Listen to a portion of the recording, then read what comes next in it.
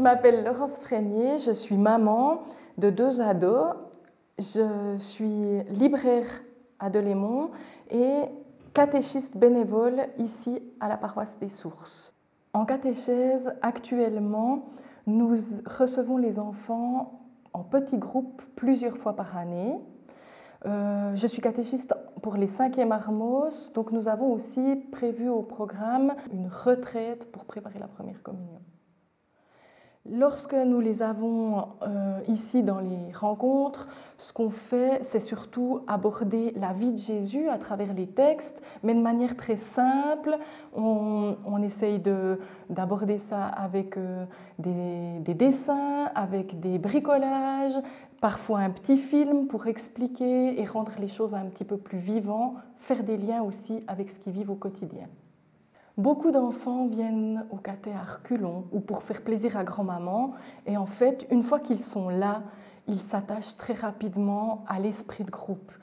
Ils apprennent à se connaître, ils sont contents de revenir et puis suivant les thèmes qu'on aborde, ce qui se passe, c'est qu'ils sont actifs, ils sont très réactifs, je dirais même très émotifs pour des 10-12 ans. Donc, on a beaucoup de confidences, on a des liens qui se créent et puis souvent, ils mettent en doute la parole des adultes et ils veulent des réponses noires sur blanc. Donc nous, en tant que catéchistes, on n'est pas là pour enseigner, mais on est là surtout pour témoigner de notre foi. Depuis 2018, le Jura pastoral a décidé de quitter le calendrier scolaire et nous avons mis en place des étapes de vie. Les enfants suivent une étape enfance, une étape pré-ado ou une étape ado. Et puis, hors de ce calendrier-là, il y a la possibilité de suivre un parcours.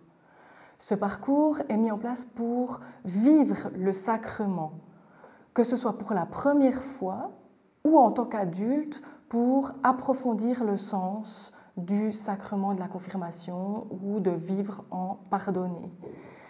L'objectif, c'est que les gens vivent leur foi toute leur vie et puis aussi que ça fasse des rencontres intergénérationnelles. On peut aller à son rythme, il n'est plus question de vivre le sacrement parce que c'est le moment où tout le monde le fait. Et puis, ça offre plus de souplesse pour les gens. Et puis, j'espère que ça ouvre aussi la catéchèse au monde. Ma fille suit étape de vie pré-ado, mais lorsqu'elle se sentira prête, elle pourra s'inscrire au parcours Vivre en confirmé, pas forcément au moment où elle entre en 8e année.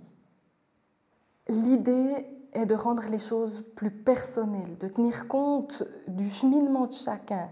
Et puis, ça offre aussi beaucoup de souplesse pour la vie familiale.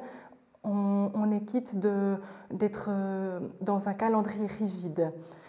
Cette solution ouvre la catéchèse au plus grand nombre. En tant que catéchiste, la difficulté la plus grande pour moi, c'est de parler aussi bien à un adulte qu'à un enfant. Le discours n'est pas le même, on doit s'adapter. Et puis, une autre difficulté auquel on a été confronté, c'est de faire comprendre ces nouveaux choix aux paroissiens et de les faire connaître. Nous devons beaucoup communiquer parce que les gens ont l'impression que l'Église est toujours au même endroit alors qu'elle évolue, qu'elle change, que les propositions sont différentes. Je ne suis pas étonnée par la création de cet espace pastoral. Les catéchistes, on travaille, on se retrouve au relais pour toute la joie depuis des années. On met en commun nos compétences, c'est le concept de s'aider les uns les autres. Et puis, il arrive un moment donné où on arrive à se réunir derrière une équipe de hockey, pourquoi pas s'unir dans ce cas-là. Je dirais qu'il faut faire attention à l'identité de chacun. J'irais même à dire, dans le monde économique, on entend des entreprises qui englobent ou qui avalent une autre. L'Église doit faire attention de laisser sa place à chacun. Et il faudra du temps, parce que ce qui est nouveau, ça fait peur. il faudra de la patience, être à l'écoute, qui sont des choses que l'Église connaît bien, et puis peut-être penser à l'identité, aux spécificités et faire attention à l'esprit de clocher. Mais c'est un peu facile, non?